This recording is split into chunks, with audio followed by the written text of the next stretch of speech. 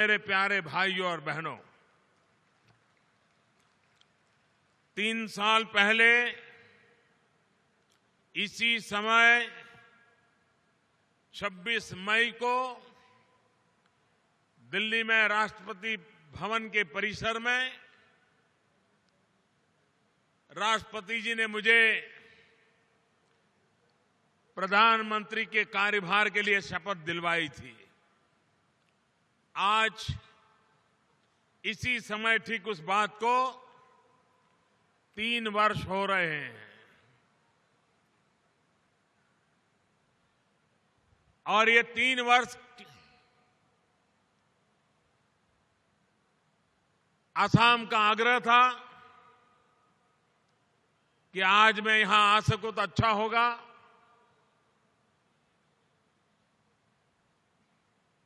पहले तो परंपरा ऐसी रही थी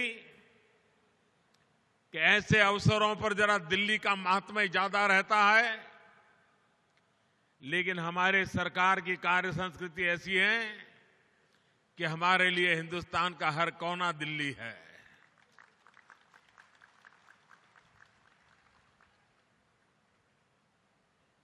और आज इस 3 वर्ष के निमित्त और असम सरकार के 1 वर्ष निमित्त इतनी बड़ी तादाद में लोग आकर के आपने जो आशीर्वाद दिए, मैं आपका हृदय से बहुत बहुत आभारी हूं।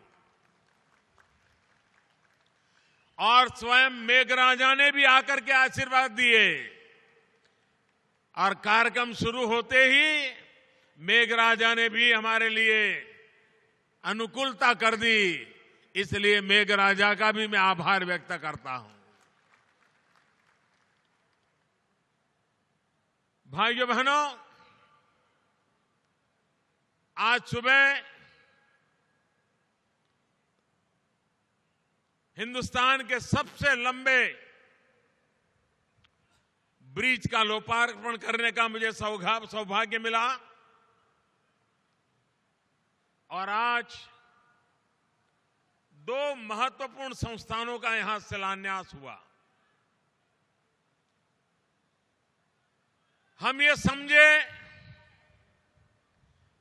कि कृषि क्षेत्र में रिसर्च के लिए इतनी बड़ी इंस्टीट्यूशन का असम में आना और गुवाहाटी में एम्स का शिलान्यास होना, आज एक ही दिन में करीब 3,500 करोड़ रुपए के प्रोजेक्ट का या तो शिलान्यास या तो लोकार्पण करने का अवसर मिला है।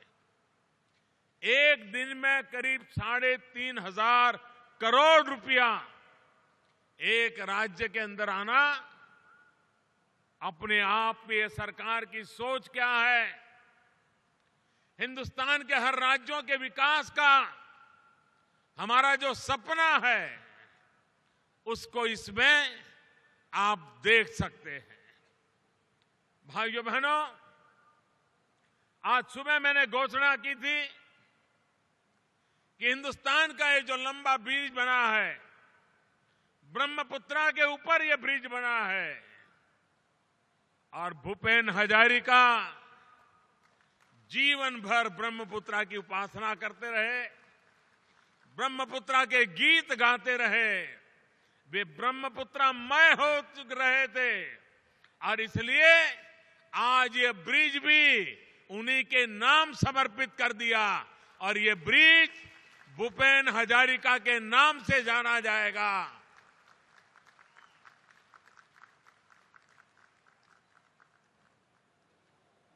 आज मुझे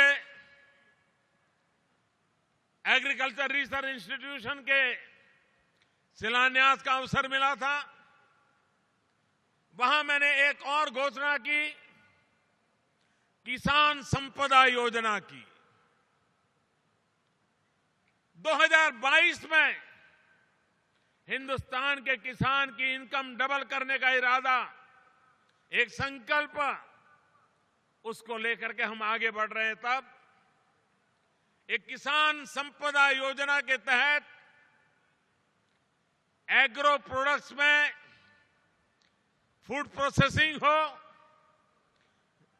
वैल्यू एडिशन हो, मूल्य वृद्धि हो, उस काम के लिए 6,000 करोड़ रुपए की सीड मनी के साथ दुनिया भर के फॉरेन डायरेक्ट इन्वेस्टमेंट को इनवाइट करके 1 लाख करोड़ का कारोबार कृषि उत्पादन की मूल्य वृद्धि में करने की दिशा में एक योजना की मैंने आज घोषणा की है।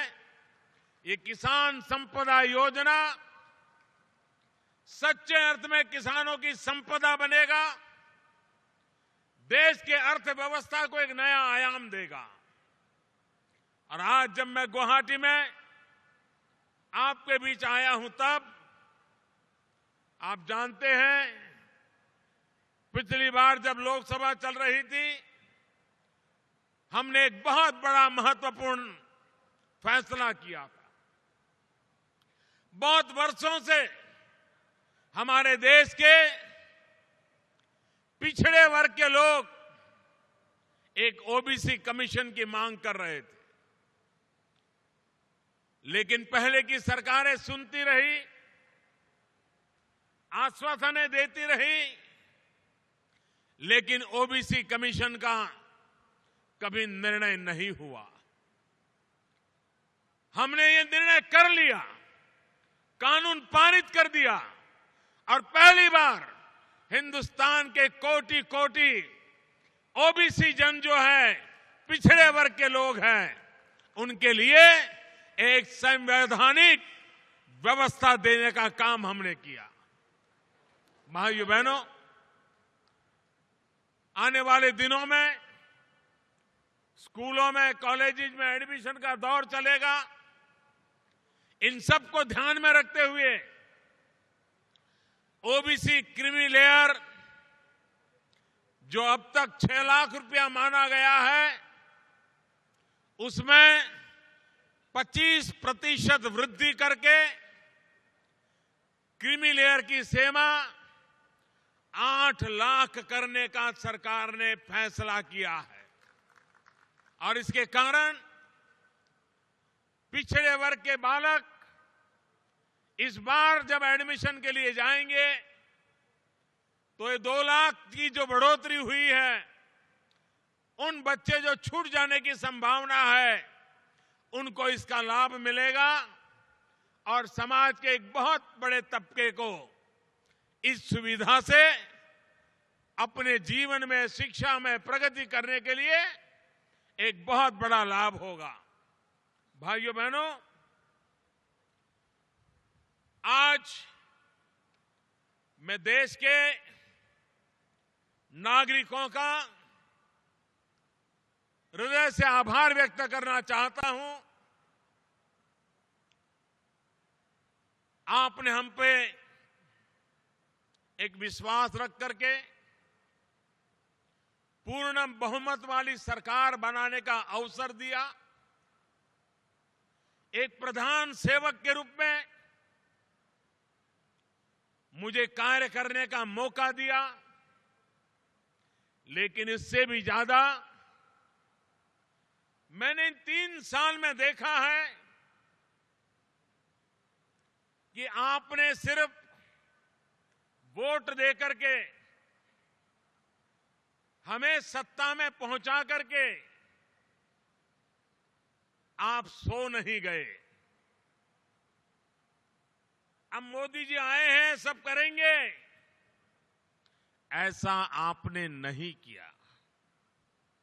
मैं 3 साल में बड़े संतोष के साथ, बड़े गर्व के साथ 125 करोड़ देशवासियों के सामने सर झुका करके इस बात का गौरव से स्वीकार करता हूं कि ये देश, 125 करोड़ देशवासी हर कदम पर हमारे साथ चले, हर परिस्थिति में हमारे साथ चले। कड़े से कड़े फैसले हमने लिए। 125 करोड़ देशवासी, उन्होंने विश्वास को और मजबूत बनाया, भरोसे को नई ताकत दी। शायद सार्वजनिक जीवन में सरकार बनाने में जनता का सहयोग, ये तो लोकतांत्रिक प्रक्रिया है, लेकिन सरकार चलाने में जनता सरकार से भी 2 कदम आगे चले, ये आजादी के बाद पहली बार हिंदुस्तान ने इस 3 साल में देखा है। हर हिंदुस्तानी को ये बात का गर्व होगा जब लाल किले पर से मुझे पहली बार देश के सामने अपनी बातें रखने का सौभाग्य मिला था और मैंने स्वच्छता का विषय छेड़ा। सब लोगों के लिए अचरज था कि कैसा प्रधानमंत्री है, लाल किले पर से शौचालय की बातें कर रहा है, स्वच्छता की बातें कर रहा है। अब तक तो हमने बहुत बड़ी बड़ी बातें सुनी हैं, बड़े बड़े आंकड़े, बड़ी बड़ी योजनाओं के नाम यही लाल किले से सुना है। ये कैसा प्रधान सेवक आ गया है कि वो शौचालय की बात कर रहा है, स्वच्छता की बात कर रहा है। बड़ा अजूबा था लोगों के लिए। लेकिन भाइयों बहनों, एक वर्ग के लिए अजूबा हो सकता है, उनके लिए आश्चर्य हो सकता है, लेकिन मैं जिस पार्श्वभूमि से आया हूं, जिस जिंदगी को जी करके निकला हूं, और इसलिए इन चीजों की जिंदगी में क्या अहमियत होती है, इन बातों को मैं भली भांति अनुभव कर सकता हूं। देश के छोटे छोटे लोगों को कैसी कैसी चीजों से गुजरना पड़ता है, ये अपने अनुभव से मैंने जाना है, समझा है। और इसलिए एक बार मैंने कहा था कि मेरी पार्श्वभूमि ऐसी है, मेरा लालन पालन ऐसा है कि जिसमें एक छोटे व्यक्ति को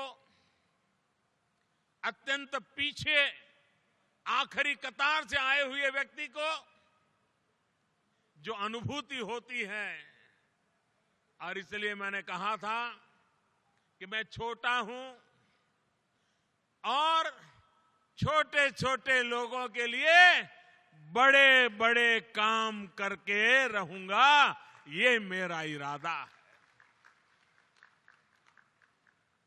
मैं देशवासियों का आभारी हूं कि स्वच्छता अभियान को जनता ने अपना कार्यक्रम बना लिया। मीडिया ने भी 100% मदद की। प्रारंभ में राजनीतिक विरोध के लोगों ने उसका उपहास किया, लेकिन बाद में भी उन्होंने उसकी आलोचना करना बंद कर दिया। एक प्रकार से हर किसी का सहयोग मिला। आजादी के बाद जन समर्थन से शासन कैसे चल सकता है, जन भागीदारी से शासन कैसे चल सकता है, जनता जनार्दन की अगुवाई में सरकार कैसे चल सकती है, इसके अनेक उदाहरण आपने देखे हैं। भाइयों बहनों, हमारे देश में गैस सिलेंडर 9 देना या 12 देना, उस पर हिंदुस्तान के बड़े बड़े नेता उलझे हुए थे। संसद में घंटों तक 9 सिलेंडर की 12 सिलेंडर की चर्चाएं हुआ करती थी। वो भी एक वक्त था, ये भी एक वक्त है। एक ऐसी सरकार आपने बिठाई जिस सरकार ने लोगों से कहा कि आप गैस की सब्सिडी छोड़ते क्यों नहीं हो, अरे गरीब के लिए कुछ छोड़ो। और आज मैं सर झुका करके 1 करोड़ से ज्यादा उन परिवारों को सर झुका करके नमन करता हूं कि उन्होंने अपनी गैस की सब्सिडी छोड़ दी और गरीब के घर में गैस का चूल्हा जलाने के लिए उन्होंने भागीदारी की।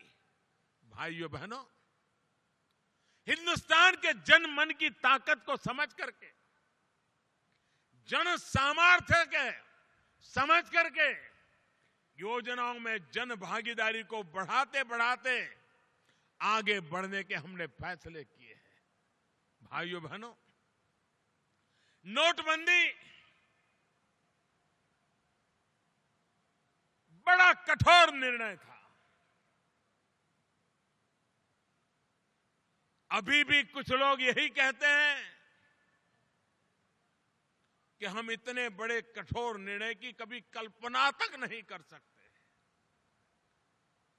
और उन दिनों में टीवी पर राजनेताओं के भाषणों में पूरे देश में आक्रोश पैदा करने के लिए क्या कुछ नहीं हुआ था। अगर सरकार का इरादा नेक न होता, सदिच्छा से लिया हुआ फैसला न होता, तो इतने बड़े कड़े फैसले को जिस प्रकार से आग लगाने की कोशिश चली थी, कितनी बड़ी ताकतवर सरकार हो भस्म हो जाती। लेकिन ये 125 करोड़ देशवासी थे, उनके आशीर्वाद थे। कितने बड़े कृत्रिम बवंडर के बावजूद भी, भ्रमित करने के कोटि कोटि प्रयासों के बावजूद भी देश की जनता तसू भर भी डगमगाई नहीं, हिली नहीं और कंधे से कंधा मिला करके मुझ जैसे प्रधान सेवक के साथ खड़ी रही। आप मुझे बताइए, ऐसी जनता के लिए जिंदगी खपा देने से कितना आनंद मिलता होगा। ये आनंद की अनुभूति मैं करता। लोग मुझे कभी कभी पूछते हैं कि मोदी जी थकते नहीं हो क्या, इतना दौड़ते रहते हो। मैंने कहा 125 करोड़ देशवासी हर पल मुझसे एक कदम आगे चलते हैं, हर बात में मेरा साथ देते हैं। उनके लिए ये जिंदगी खपाने का जो आनंद है वो मुझे थकने नहीं देता है, मुझे काम करने की प्रेरणा देता है। तन समर्पित, मन समर्पित और यह जीवन समर्पित। चाहता हूं मां तुझे और क्या दूं, इसी भाव को लेकर के काम करने की प्रेरणा मुझे मिलती है। भाइयों बहनों, हमारे देश में निर्णय और बदलाव जनता में एक वक्त था, क्या माहौल था सामान्य जीवन में, निराशा व्याप्त थी। और निराशा इस हद तक घर कर गई थी कि अब भाई कुछ होने वाला नहीं है, अब गुजारा कर लो, जिंदगी गुजार लो, अब कुछ होने वाला नहीं है। भाइयों बहनों, देखते ही वक्त बदल चुका है। आज अब कुछ होगा नहीं, ऐसा ही चलने वाला है, ऐसे ही जीना पड़ेगा, जिंदगी का गुजारा कर लो, ये भाव खत्म हो चुका है। हर किसी के दिल में एक आशा जगी है, नहीं जरूर होगा, कुछ न कुछ अच्छा होगा, हम जरूर आगे बढ़ेंगे, देश दुनिया में ताकतवर बनेगा। ये विश्वास हिंदुस्तान के कोटि कोटि जनों में आज पैदा हुआ है।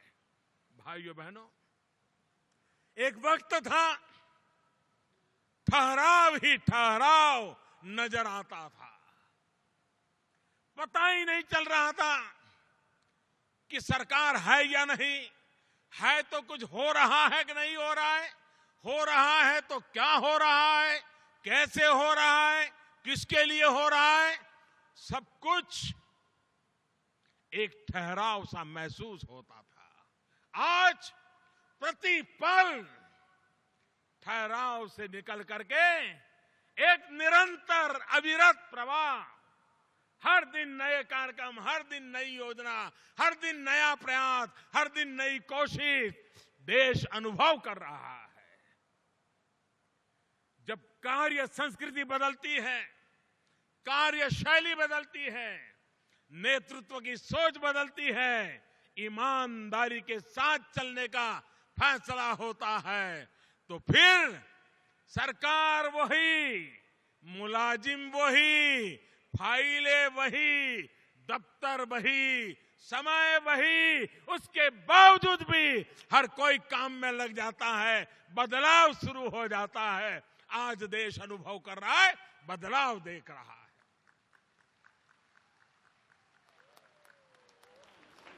जब सरकारी दफ्तर में लोग समय पर आने लगे तो मीडिया में सुर्खियां बन गई। इसका मतलब दफ्तर का क्या हाल पहले रहता होगा, इसका हम भली भांति अंदाज कर सकते हैं। भाइयों बहनों, सरकार कैसे चलती? संसद में कानून बनने के बाद इतनी बड़ी महत्वपूर्ण पार्लियामेंट, कोटि कोटि जनों के वोट से चुनकर के आए हुए पार्लियामेंट के मेंबर कोई कानून पास करने के लिए घंटों बहस करे, तर्क वितर्क करे, जानकारियां एकत्रित करे, रात रात अध्ययन करे, संसद में चर्चा करे, संसद में कानून पारित हो। लेकिन सरकारें ऐसी चलती थी कि संसद में पारित हुआ कानून भी दफ्तर के अंदर जाकर के फाइल के डिब्बे में बंद हो जाता था। न कभी नोटिफिकेशन होता था, न कभी रूल बनते थे। इससे बड़ी संसद की अवमानना क्या हो सकती? आपने देखा होगा, बेनामी संपत्ति इस देश के हर नागरिक को भ्रष्टाचार, बेईमानी के करे अब गुस्सा है, आक्रोश है। 1988 में बेनामी संपत्ति के संबंध में कानून बना। 28 साल तक वो नोटिफाई नहीं हुआ, रूल्स नहीं बने। कैसी सरकार? भाइयों बहनों, आज देश में एक और माहौल नजर आ रहा है। एक समय था जब अच्छे से अच्छे ईमानदार व्यक्ति को भी ईमानदारी से जीना चाहिए कि नहीं जीना चाहिए, इस पर सवाल या निशान खड़ा हो चुका था। उसका मन विचलित होने लगा था। पीढ़ी दर पीढ़ी ईमानदारी से जिंदगी जीने के बाद वो सोचने लगा था कि ईमानदार रह करके क्या पाया। देखो वो बेईमान कहां पहुंच गया, देखो वो बेईमान क्या होता है उसको, देखिए उसकी बेईमानी। ये सरकारी नौकरी करता है, वैकेशन में विदेश घूमने का पैसा कहां से लाता है। ये कल तक तो साइकिल चलाता था, आज इतना बड़ा बंगलो कहां से ले आया। ईमानदार व्यक्ति जब ये देखने लगा, उसकी ईमानदारी भी लड़खड़ाने लगी, मन विचलित होने लगा। वो दिन थे। आज भाइयों बहनों, 125 करोड़ देशवासी इस बात को अनुभव करते हैं कि हिंदुस्तान में पहली बार ईमानदारी को अवसर आया है। ईमानदारी के लिए जीने का अवसर आया है। जो ईमानदारी से जीता था, उसका विश्वास बढ़ा है, उसको लगता है अब बेईमानों के लिए चैन से जीना मुश्किल हुआ है, अब मेरी ईमानदारी रंग लाएगी। भले मेरी जिंदगी में सुख वैभव नहीं आया, लेकिन शांति से जीने का अवसर आया है। आज ये वातावरण बना है। कुछ दिन पहले मुझे बड़े अच्छे घराने के कुछ बच्चे मिले थे। ऐसे ही मैंने पूछा नौजवानों को कि भाई यूथ में क्या चल रहा है। उन्होंने कहा, साहब हमारे घर में एक चर्चा है, हम हमारे माता पिता से चर्चा करते हैं कि आपके जमाने में जो था वो था, आपने बेईमानी की होगी, सरकारी नियमों को तोड़ा होगा, आपने लोगों को खरीदा होगा, लेकिन अब वक्त बदला है। हमारी पीढ़ी ईमानदारी से कुछ करना चाहती है और हमें विश्वास है कि हम ईमानदारी से अच्छी जिंदगी जी सकते हैं। भाइयों बहनों, ईमानदारी को अवसर मिले, मैं जानता हूं इसके लिए मुझे कितना कष्ट झेलना पड़ता है, कितनी बातों पर मुझे कठोरता बरतनी पड़ती है, लेकिन मैं देश की जनता को वादा करके आया हूं और उस वादे को मैं पूरी तरह निभाऊंगा। भाइयों बहनों, एक वक्त था जब देश में काले धन का ही कोहरम मचा हुआ था। काला धन यही कान पे आता था। एक ऐसी सरकार है जहां काला धन नहीं, जन धन यही शब्द सुनाई देते हैं। ये फर्क है दोस्तों, ये फर्क है। और आज जनधन की चर्चा होती है, आने वालों में दिवसों में डीजी धन की चर्चा भी सहज रूप से होने चाहिए है। कहां काला धन, वहां से निकल करके जन धन और अब आगे डीजी धन, एक के बाद एक हमारी यात्रा का रास्ता खुलता चला जा रहा है। भाइयों बहनों, हमने सरकार बनाई, 26 को शपथ लिया, 2 दिन के बाद हमारी कैबिनेट मीटिंग हुई। पहली मीटिंग में पहला निर्णय था काले धन के खिलाफ कदम उठाने का। और भाइयों बहनों, चोरी के पैसों से जो बड़े बड़े बंगले बना करके बैठे हैं, बेनामी संपत्ति जिन्होंने बनाई है, 18-20 साल के उनके बेटे दुनिया की महंगे से महंगी मोटर बाइक लेकर के दुनिया में वट मार रहे हैं। अगर वो पैसा बेईमानी का है तो हम निकाल करके रहेंगे, गरीबों को लौटा के रहेंगे। भाइयों बहनों, मैं जानता हूं इसकी कीमत चुकानी पड़ेगी, हर कीमत चुकाने के लिए तैयार हूं, लेकिन जनता को जो वादा किया है उस वादे से मैं कभी मुकरने वाला नहीं हूं। मैं ये लड़ाई लड़ने वाला हूं, क्योंकि मैं देख रहा हूं 125 करोड़ देशवासी ईमानदारी का उत्सव मनाने के लिए फैसला कर चुके हैं और मैं देश की जनता के साथ चलने के लिए तैयार हूं। भाइयों बहनों, जब 125 करोड़ देशवासी संकल्प कर लेते हैं, आगे बढ़ने का निर्णय कर लेते हैं और शासन प्रो पीपल होता है, प्रो पुअर होता है, प्रो एक्टिव होता है, तो जनता जनार्दन का भरोसा भी अनेक गुना बढ़ जाता है, फिर काम सरल हो जाते हैं।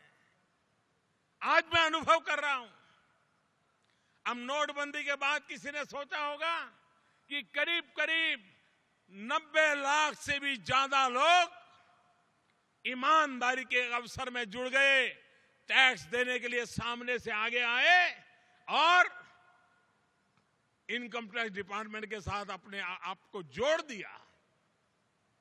अभी तो सरकार ने किसी को कुछ कहा नहीं है, अभी तो सिर्फ मैं चीजें तैयार कर रहा हूं। उसके बावजूद भी 90 लाख लोगों का अपने आप देश को कर चुकाने के लिए आगे आना, ये अपने आप में ईमानदारी के अवसर को एक ताकत देने वाली घटना के रूप में मैं देखता हूं। भाइयों बहनों, हमारा ये विश्वास रहा है कि हम जनता जनार्दन पे भरोसा करे। अंग्रेजों ने कभी भी हिंदुस्तान की जनता पे भरोसा नहीं किया। वे इस देश को गुलाम बनाए रखने के लिए हर हिंदुस्तानी पर शक करते हुए अपनी शासन व्यवस्था को विकसित किया था। दुर्भाग्य से आजादी के बाद भी सरकारों की आदत वही रही और जनता पे शक करना। भाइयों बहनों, पिछले 3 साल के बाद में आपने देखा होगा, हमने हर काम में जनता पर भरोसा करने को प्राथमिकता दी है। शुरुआत यहीं से करते हैं। जनता जनार्दन नागरिक सही बोलता है, हमें पहले मान के चलना चाहिए कि सही बोलता है। अगर गलत हमारे पास जानकारी आए तब उसकी गलती को उसके बात करनी चाहिए, आते ही उसको गलत मान करके नहीं चलना चाहिए। अब आपको मालूम है, पहले कभी स्कूल में एडमिशन लेना है, कॉलेज में एडमिशन लेना है, नौकरी की अर्जी करनी है, तो जेरोक्स कॉपी आपके सर्टिफिकेट की उसको भी किसी पॉलिटिशियन के घर जाकर के थप्पा मरवाना पड़ता था। क्यों भाई? जब जेरोक्स मशीन है, जब फाइनल इंटरव्यू होगा नौकरी का, उस समय जो ओरिजिनल कॉपी है वो देख लीजिए। अभी उसको क्यों दौड़ाते हो? हमारी सरकार ने निर्णय कर लिया, देश की जनता पे भरोसा करो, वो खुद अपने आप अपना साइन कर दे, खुद ही कह देगा हाँ ये मेरी ट्रू कॉपी है, दे ले, मान लो उसको।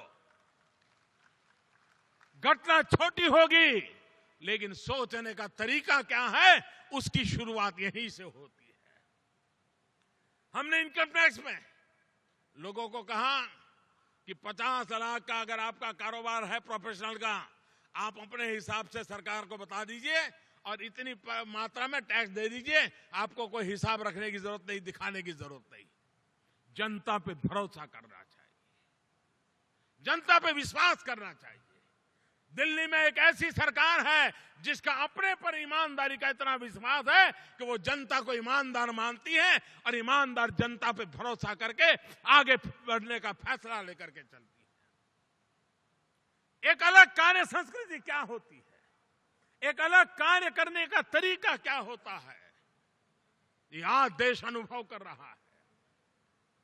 भाइयों बहनों, आज देश में दुनिया के अंदर जो आईटी रिवॉल्यूशन आया है, हिंदुस्तान पीछे नहीं रह सकता है।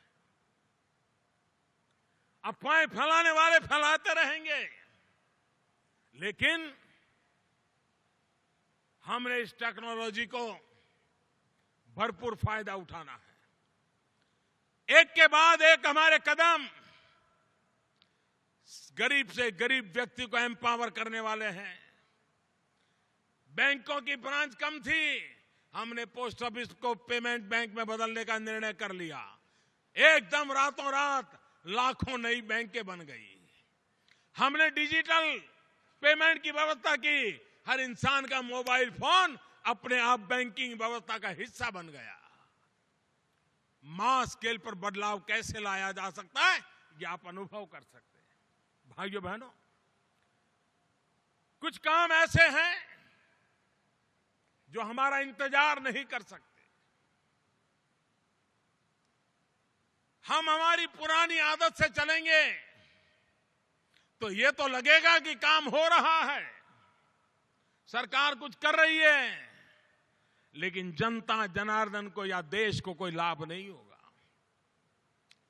हिंदुस्तान को आज से 10 साल पहले ऑप्टिकल फाइबर नेटवर्क से जोड़ने की जरूरत थी।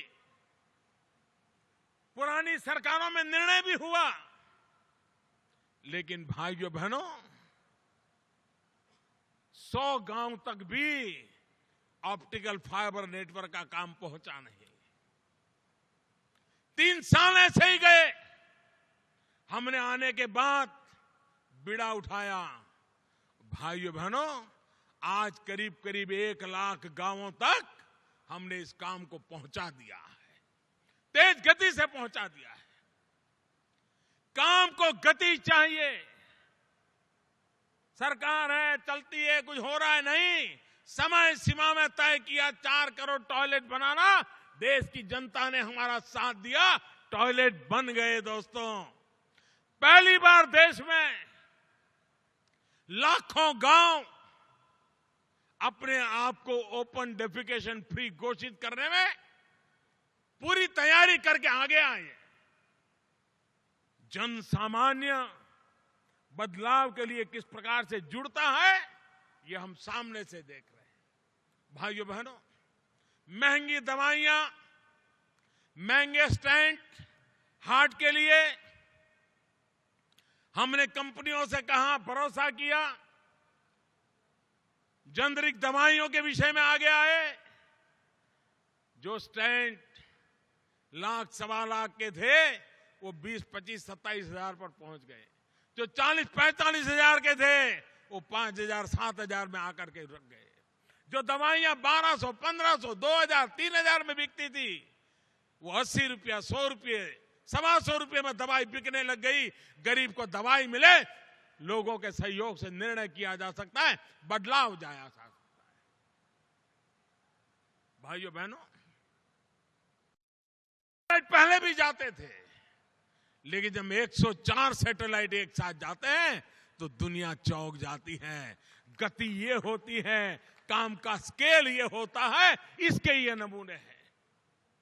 भाइयों बहनों, एक बहुत बड़े फर्क पर काम को आगे बढ़ाने की दिशा में हमारा प्रयास है। प्रधानमंत्री कृषि सिंचाई योजना, कौन कहता है पहले की सरकारों में तालाब नहीं बनते थे? बनते थे। कौन कहता है पहले की सरकारों में डैम नहीं बनते थे? बनते थे। कौन कहता है पहले की सरकारों में पानी की व्यवस्था की चिंता नहीं थी? हमने कभी मना नहीं किया। लेकिन देश के किसान की जो आवश्यकता है, वो और सरकार के काम की गति, ये दोनों इतनी मिसमैच थी कि कभी देश के किसान को, देश की इकोनॉमी को, एग्रीकल्चर का कोई लाभ नहीं मिल सकता। हमने प्रधानमंत्री कृषि सिंचाई योजना, एक फोकस एक्टिविटी शुरू की। 90 प्रोजेक्ट हाथ में लिए, हजारों करोड़ रुपए लगाने का फैसला किया और उन 90 योजनाओं को पूरा करके लाखों हेक्टेयर धरती को पानी से सिंचित करने की दिशा में हमने बीड़ा उठाया। और मैं आज विश्वास से कहता हूं, ये प्रधानमंत्री कृषि सिंचाई योजना के द्वारा हर खेत को पानी, ये सपना पूरा करने की संभावना पैदा हुई है। और अगर हमारे देश का किसान मदद करे, पर ड्रॉप मोर क्रॉप, बूंद बूंद पानी से फसल का उत्तम उत्पादन करने का फैसला करे, micro irrigation, drip irrigation, sprinkler technology का उपयोग, इसको अगर हम महत्व दें, भाइयों बहनों, मुझे विश्वास है कि मेरे देश के किसान की जिंदगी में पानी कभी संकट पैदा न करे, ये स्थिति पैदा की जा सकती है। इनपुट कॉस्ट कम हो, हमने सोलार पैम्प का अभियान चलाया है। बिजली का खर्चे से किसान को मुक्ति मिल जाए, सफलतापूर्वक काम आगे बढ़ रहा है। एक जमाना था यूरिया के लिए 24-24 घंटे किसान को कतार में खड़ा रहना पड़ता था, लाठीचार्ज हुआ करता था। हर मुख्यमंत्री भारत सरकार के दरवाजे पर दस्तक देता था कि हमें यूरिया चाहिए। हमने यूरिया का निम कोटिंग किया। निम कोटिंग करने से जो यूरिया किसान के नाम पर निकलता था, लेकिन केमिकल की फैक्ट्री में चला जाता था, अब नीम कोटिंग यूरिया का खेती के सिवाय कहीं उपयोगी नहीं हो सकता है। और यह अनुभव आया कि 2 साल हो गए, इस देश में यूरिया के लिए कहीं पर कमी महसूस नहीं हुई। कोई चर्चा नहीं है कि यूरिया है कि नहीं है। और नीम कोटिंग करने के कारण पहले से किसान उसका उपयोग भी कम करने लगा है, फसल ज्यादा पैदा करने लगा है। हर प्रकार की फसल में नीम कोटिंग यूरिया के कारण वृद्धि हुई है, किसान को सीधा सीधा लाभ हुआ है। हमने एलईडी बल्ब का अभियान चलाया। आज मध्यम वर्ग के परिवार जिसके घर के अंदर 4 या 5 लट्टू होंगे, एलईडी बल्ब लगाया तो आज उसके घर में 200, 500, 1000 रुपए की बचत हुई, बिजली की बचत हुई, लाखों करोड़ों रुपए की बचत हुई। हमने डायरेक्ट बेनिफिट स्कीम चालू की, लाभार्थी के खाते में सीधा पैसा जमाने की योजना चालू की, और उसका परिणाम ये आया कि हजारों करोड़ रुपए, मोटा मोटा अंदाज है 60,000 करोड़ रुपया जो कभी गलत हाथों में चला जाता था, योजनाओं के नाम पर चला जाता था, गरीब लाभार्थी के नाम पर चला जाता था, सच्ची यादी, सच्ची व्यवस्था, बैंक अकाउंट में पैसे जाने लगे, सारी चोरी पकड़ी गई। 60,000 करोड़ रुपया, सालाना 60,000 करोड़ रुपया इस देश का चोरी होता बच गया भाइयों बहन, आधार की मदद से हुआ। मेरा कहने का तात्पर्य है कि विकास कैसे, स्केल कितना बड़ा हो, एक्टिविटी का फोकस कितना साफ हो, ये इस सरकार ने करके दिखाया है भाइयों बहनों। लेकिन हम जन समर्थन बढ़ रहा है, लोगों का विश्वास बढ़ रहा है, इसलिए चैन से बैठने वाले लोगों में नहीं है। जितना विश्वास बढ़ता जा रहा है उतना काम का बढ़ता जा रहा है। न्यू इंडिया का सपना लेकर के चले हैं। 2022 आजादी के 75 साल होंगे। देश के वीर नायकों ने मातृभूमि की आजादी के लिए जीवन खपा दिए हैं। हम 5 साल देश के लिए कुछ करने का संकल्प करें, न्यू इंडिया बनाने का संकल्प करें, जहां हर काम में हमारे अपने सपने नजर आते हो, ऐसे कामों को आगे बढ़ाना है, जन भागीदारी से आगे बढ़ाना है। एक ऐसा हिंदुस्तान जो आधुनिक हिंदुस्तान हो, एक ऐसा हिंदुस्तान जिसको देश का नौजवान ड्राइव करता हो, एक ऐसा हिंदुस्तान जहां पर श्रम की पूजा होती है, श्रम का गौरव होता हो, श्रमिक के प्रति आदर का भाव होता हो, एक ऐसा हिंदुस्तान जहां हमारी माताएं बहनें कंधे से कंधा मिला करके हमारे साथ चलती हो, कोई भेद न हो, न कोई ऊंचा हो न कोई नीचा हो, ऐसा हिंदुस्तान, ऐसा न्यू इंडिया जो आर्थिक ऊंचाइयों को पाने के सपनों को लेकर के चलने वाला हिंदुस्तान हो। भाइयों बहनों, 3 साल एक दिन ऐसा नहीं है जब कोई नया इनिशिएटिव न लिया हो, कोई ऐसा क्षेत्र नहीं है जहां नई पहल न की हो। कथा इतनी लंबी है कि मैं महीनों तक इस सरकार के नए नए कदमों की बातें आपको बता सकता हूं, लेकिन मैंने आज इन सारी प्रक्रियाओं के पीछे हमारी सोच क्या है, हम किस दिशा में सोचते हैं और कहां जाना चाहते हैं, इसका एक छोटी सी झलक आपके सामने प्रस्तुत करने का प्रयास किया है। लेकिन आज आसाम के लोगों ने पूरे दिन भर मुझे आपके बीच रहने का मौका मिला। आपने जो प्यार दिया, मैं इसके लिए आभारी हूं। और गुवाहाटी की धरती से, मां कामाख्या की धरती से मैं देशवासियों को भी विश्वास दिलाता हूं, आपने जो विश्वास रखा है, उस विश्वास की हर कसौटी पर हमें कस के देखिए, हम खरे उतरने का भरपूर प्रयास करेंगे। आपका भरोसा, आपका समर्थन, आपका विश्वास हमें काम करने की ताकत देता है, और नए काम करने की ताकत देता है, और नई योजनाएं बनाने की ताकत दे रहा है। ये आप ही का सहयोग है। ये जो कुछ भी सफलता है वो 125 करोड़ देशवासियों की है।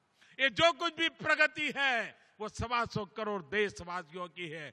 125 करोड़ देशवासी, यही मेरी टीम इंडिया है। ये टीम इंडिया की सफलता है, और यही सफलता दुनिया में भारत को गौरव से सर ऊंचा करने के लिए तैयार करेगी। इस विश्वास के साथ आप सबका बहुत बहुत धन्यवाद।